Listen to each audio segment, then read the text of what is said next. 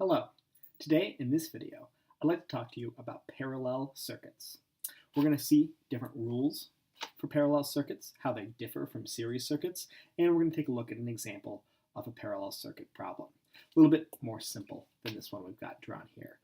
Now, kind of remember this image. I want us to kind of draw an example parallel circuit so we can take a look and see how they tick, what makes these rules when it comes to parallel circuits. So let's make a simpler one than we saw before. Let's just have a 10-volt battery, and let's attach it to two resistors in parallel. And don't forget what parallel means, that there are multiple paths through our circuit. And so if I'm going to hook up two resistors in parallel, there need to be multiple paths to get back to the battery. And so one resistor will be on one path, and the other resistor will be on another path. You can see these two lines are in parallel. Now, of course, they don't actually need to be parallel to each other physically, but we can think of them that way as a way to draw circuits a little bit easier. Now, once we take a look at this, you got to remember two rules, and those two rules have to do with Kirchhoff. Kirchhoff said that at a junction, the current going in and out of that junction has to be the same in each point.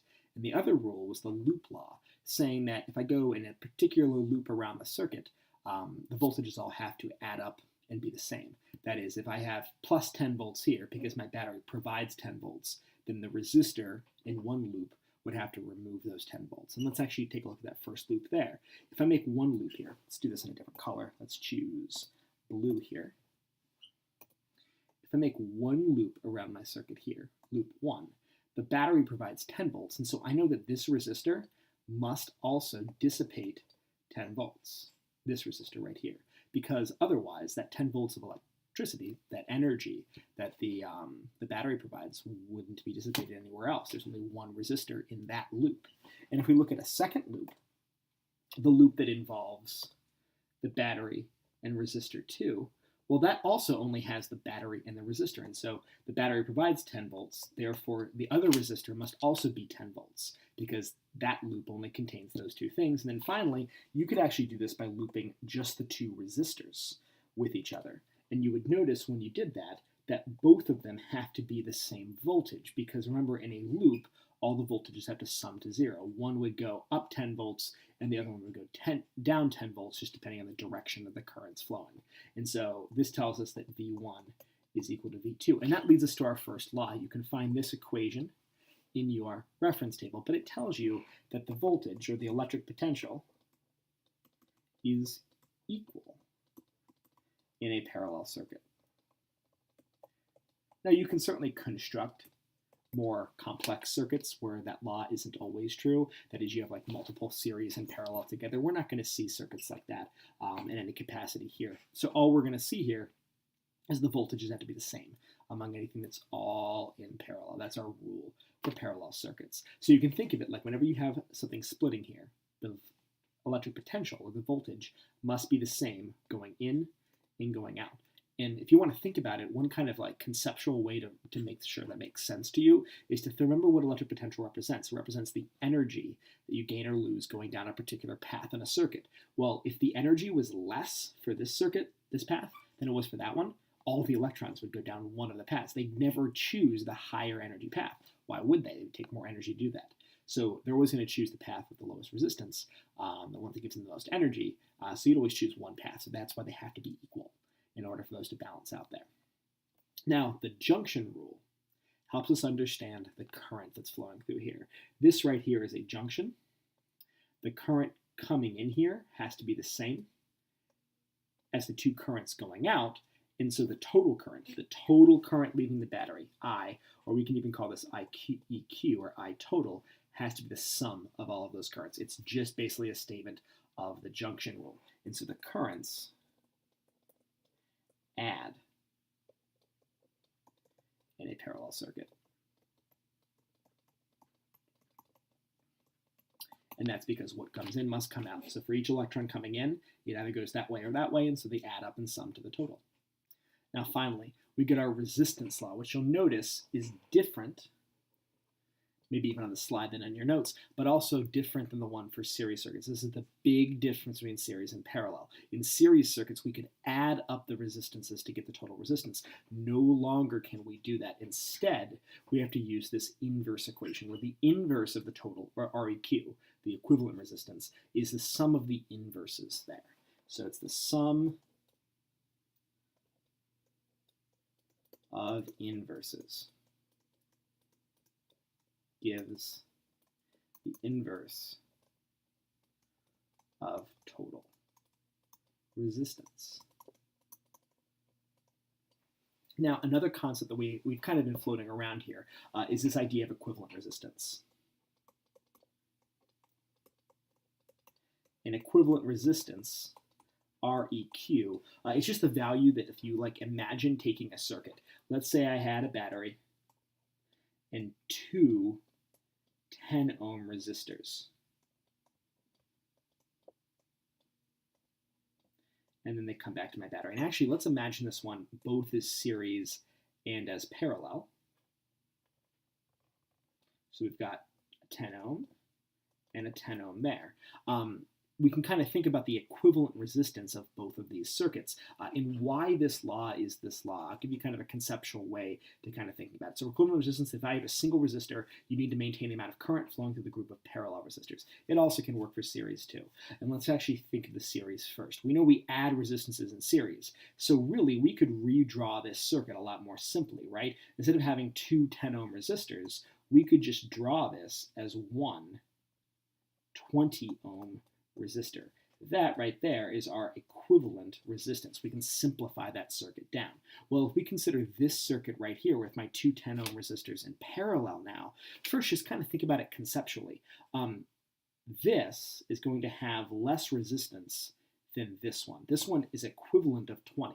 This one only has two 10s, but they have two paths to go down. In parallel, you've added more paths. You haven't just put more inside the path. So if you even compared this one with one that was just 10, I hope you can conceptually see that if you're comparing this parallel circuit with two 10s and one with just one 10, this one would actually have a lower equivalent resistance than one with just one 10-ohm resistor, because now there are two paths for the electrons to go down rather than just one path. So even adding a resistor to a parallel circuit actually decreases the equivalent resistance because you're adding more paths for the electrons to go down, and so you're going to get more current going through there.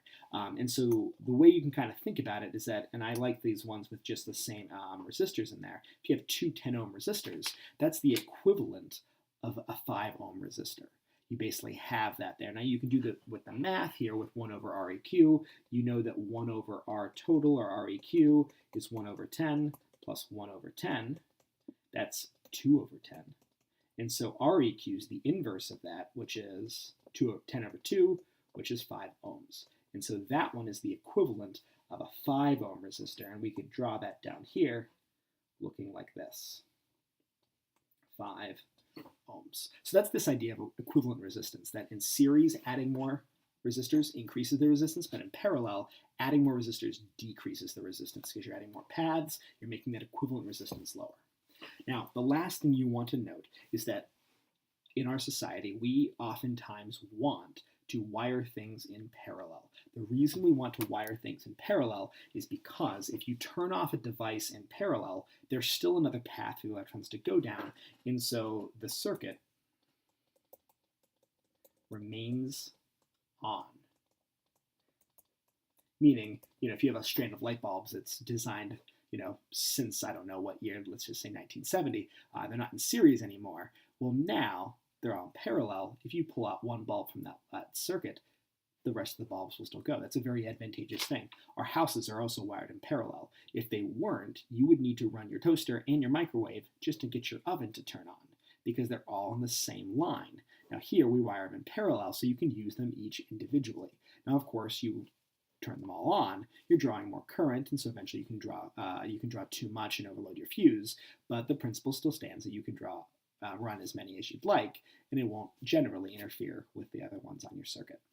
So that's a parallel circuit. Let's kind of see how these play in action. If you're doing an example of parallel circuit, the first thing you'd want to do is read your question and actually draw the circuit that you have.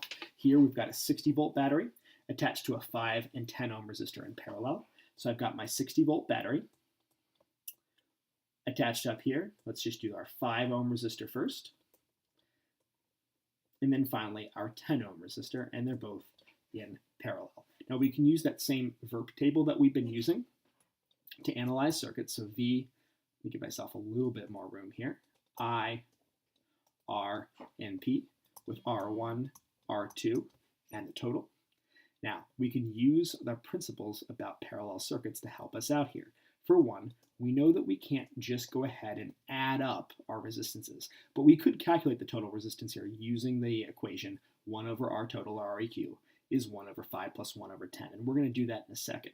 But I'm going to show you how the VERP table can help you, because oftentimes in these problems, you don't have to use that inverse equation, which is nice because that equation can be kind of tricky to use. You can make mistakes in the calculator using it. Instead, let's use the principle. We know the total voltage is set by our battery at 60 volts. And because of that, if that's 60 volts, we know that across each resistor, because the voltage has to be the same, that both of these are 60 volts. And remember, you can then apply V equals IR, Ohm's law, across any row of the table. So since this is 60 volts and that's 5 ohms, we know the current in this particular resistor, it must be 12 amps. V equals IR, so 60 divided by 5 gives me my 12 amps. Similarly, for R2, 60 and 10, I know this is going to be 6 amps. Then finally, we know currents add up when it comes to parallel circuits, because at here, there's 12 amps coming down that one, 6 amps there, so the total going in must have been 18 amps. This makes this nice and easy. V equals IR, 60 divided by 18 gives me my total resistance, 3.33 ohms when you calculate it out. Now notice that things make sense. Double the resistance, you get half the current in our two resistors here that are in parallel. The other thing you can notice is that if we try out that equation, 1 over REQ is 1 over 5 plus 1 over 10. I'm going to replace 1 over 5 with 2 over 10. That's a common strategy in problems like these. Now I end up with 3 over 10. Now don't forget to inverse this. REQ must then be 10 divided by 3. I have to take the inverse of both sides, and 10 over 3 is indeed 3.33 ohms. To finish things off, to find power, you would just take V times I. So V times I, it looks like I got 720 watts when I did it for this one, 360 watts when I did it for R2, so my total is 1080 watts. So no difference for power, it still adds up in a parallel circuit just like it is series.